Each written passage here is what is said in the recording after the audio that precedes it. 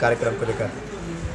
ऐसा है कि इस वक्त महाराष्ट्र में जो है एक सियासत की राजनीति हो रही है, जहां पर दो जात के बीच में आपस में जो है जिस तरीके का फसाद खड़ा किया जा रहा है, जिसमें मराठा हो या ओबीसी हो। और इसलिए पहली कोशिश मतलब जिन्होंने ओबीसी को आरक्षण देने का काम किया था वो आदरणीय शरद चंद्र पवार साहब, जिन्होंने मंडल आयोग की भूमिका के माध्यम से इस ओबीसी वर्ग को आरक्षण देने की भूमिका रखी थी। इसीलिए आज महाराष्ट्र में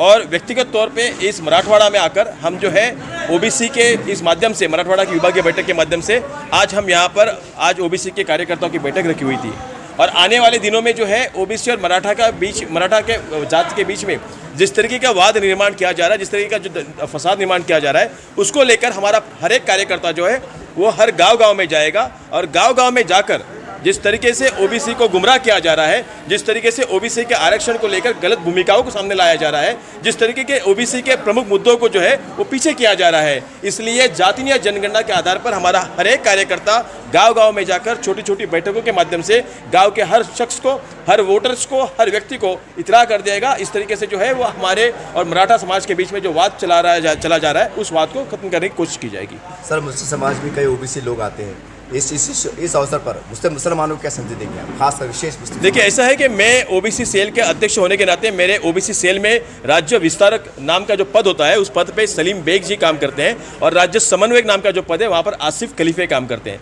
मुस्लिम समाज के तकरीबन 56 या 58 जाति के लोग जो ओबीसी वर्ग में आते हैं वो ओबीसी प्रवर्ग में, हमारे ओबीसी प्रवर्ग में जो है आरक्षण के माध्यम से हो या इतर माध्यम से हो, हम उन्हें जो इस तरीके की सहूलतें हैं वो सहूलतें अदा करने का काम हमारा ओबीसी वर्ग करेगा। आदरणीय पवार साहब के नेतृत्व में ओबीसी के में मुस्लिम जाति के लोगों को भी सुरक्षितता प्रदान करने का काम जो हमारा समाज करेगा। सर, विशालगढ़ में जो घटना हुई उसको लेकर आप कैसे देखते हैं? क्या बात उसका परिणाम राजनीति में पड़ेगा आने वाले समय विधानसभा के ऊपर? देखिए, जिस तरीके की वो घटना हुई है, सबसे पहले तो मैं इस घटना की तीव्र शब्दों में निंदा करता हूं कि हमारे समाज में, हमारे देश में हिंदू हो, मुसलमान हो, सिख हो, ईसाई हो, सभी को समान नागरिकता का दर्जा दिया गया है। लेकिन जिस तरीके से विशालगढ़ के उस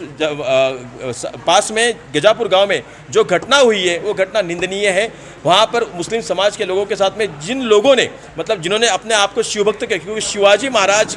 जो है जिन्होंने कभी भी ये नहीं दिखाया था, ये नहीं कहा था कि हम समाज में जो है तो द्वेष और जो है वो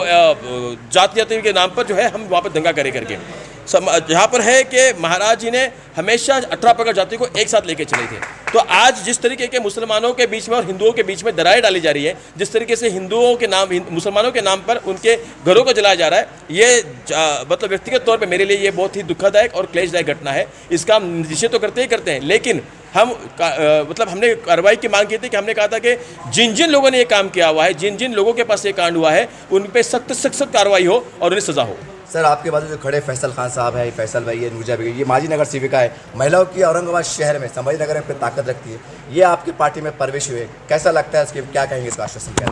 बड़ी ताकत मिली है हमें, क्योंकि हमें ताकत जो थी वो हमें ताकत आज तक हमारे कार्यकर्ताओं की थी, लेकिन जिस तरीके से समाज से लोग आगे आ रहे हैं, चाहे वो हिंदू हो या मुसलमान हो, ईसाई हो या सिख हो, चाहे वो ओबीसी हो या मराठा हो, आज जिस तरीके से लोग आगे आ रहे हैं, समाज से लोग आगे आ रहे हैं और आगे आकर शिव फुले शाह अंबेडकर के विचार की धाराओं में चलने वाले आदरणीय पवार साहब के पक्ष में एकजुट होकर, एकत्रित होकर, एक संघ होकर काम करने की कोशिश कर रहे हैं। मुझे लगता है कि आने वाले दिनों में महायुति और मनुस्मृति का विचारों को लेकर चलने वाली जो सरकार है, भारतीय जनता पार्टी की प्रणीत सरकार जो है, वो गिरने में वक्त नहीं लगेगा। सर, लोकसभा के जो चुनाव हुए उसके अंदर खासकर महाराष्ट्र से एक भी मुस्लिम उम्मीदवार टिकट नहीं दिया गया कि विधानसभा में जैसे ये मुतवली समाज से महिला शक्ति है, क्या माना जाए कि महाराष्ट्र में मुस्लिम समाज को आपके बारे में कम से कम जो अनदेखी नहीं की जाएगी? देखिए, मैंने खुद जब मैं माहिम दरगाह में गया था, वहाँ पे मेरे मित्र थे सोहेल खंडवानी जी और मुस्लिम समाज के काफ़ी आला अफसर जो है वहाँ पे बैठे हुए थे। मैं उस मीटिंग में गया था, शामिल हुआ था, तब मैंने ये बात रखी थी कि कहीं पे भी जाकर, चाहे वो माइनॉरिटी हो, मुस्लिम समाज हो, चाहे वो ओबीसी हो, इन सारे समाज को प्रभाव में लाने का काम जो है वो आदरणीय पवार साहब के विचारों से हुआ है। कभी कुछ देर पहले राजेश भाई टोपे जी ने यहाँ पर कई एक नाम लिए जिनको राज्यसभा से लेकर विधान परिषद पर लाया गया था।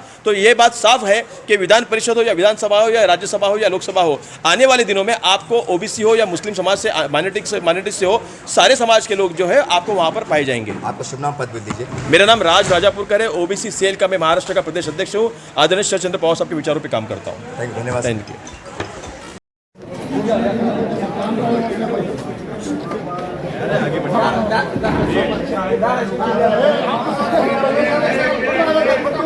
भूका लागला